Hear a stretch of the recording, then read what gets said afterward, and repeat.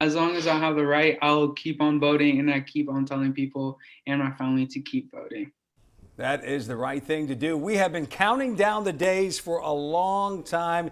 It is Election Day. We appreciate you joining us on this Tuesday, November 3rd. I'm Joe Gum. And I'm CIERRA SHIPLEY. Today is the presidential election day, and the young voter turnout broke records this year. 25 News reporter ELISA NAVARRO joins us live from one of the polling sites in Waco with more. Good morning, ELISA.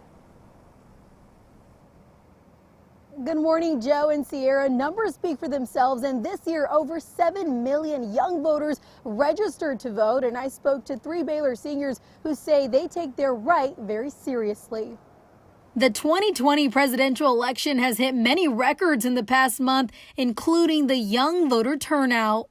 Just given the enthusiasm of younger voters, given the registration and voting drives that universities are holding, for example, it's very possible that we could see that gap start to narrow, which would be a good thing for younger voters. According to the Circle Research Center, more than 7 million young people between the ages of 18 and 29 voted early or absentee in the 2020 election. Leonardo Robles and his 2 roommates are 3 of them. I've always followed my civic duty.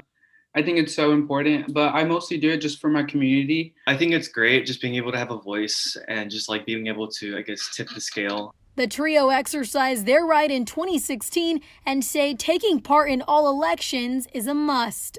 The decision is so big for us not to get involved now. Whoever gets elected is going to matter historically. In 2016, there weren't as many young voters involved, and Jorge Galvan says this year he felt the difference in enthusiasm from his peers. Where I just felt like it was just like kind of me, like as a young voter. So many of my friends are just kind of like, oh yeah, I registered, but like, I was kind of busy to go vote. I didn't really go do it. But now everybody's just like, hey, go vote. It's just so relieving that other of my colleagues, friends are voting as well. In a CNN poll, 51% of registered voters ages 18 to 29 say they are extremely or very enthusiastic to vote in 2020. That number was just 30% in 2016. The big question remains, what kind of impact will the youth turnout bring?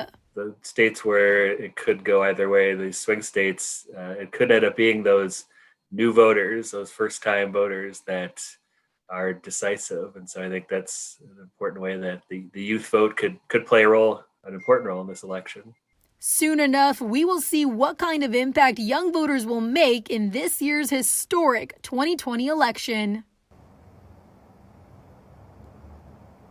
All 3 of the Baylor seniors tell me they will continue to exercise their right to vote in local and national elections. And remember, today is the day to vote if you haven't already. And believe it or not, there's already a couple of cars that have parked out here. The polling site will open in just a few minutes at 7 a.m. and they will close at 7 p.m. Live in Waco, ELISA NAVARRO, 25 News.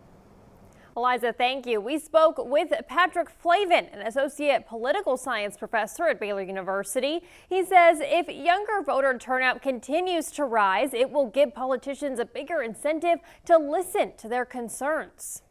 It's likely that this election and the enthusiasm that's generating is going to have an effect, not just 4 years later, but even 14 years later, 24 years later. And so what's happening now is going to have long-term effects. Research shows that once young voters start to be involved, they're more likely to continue voting for years to come.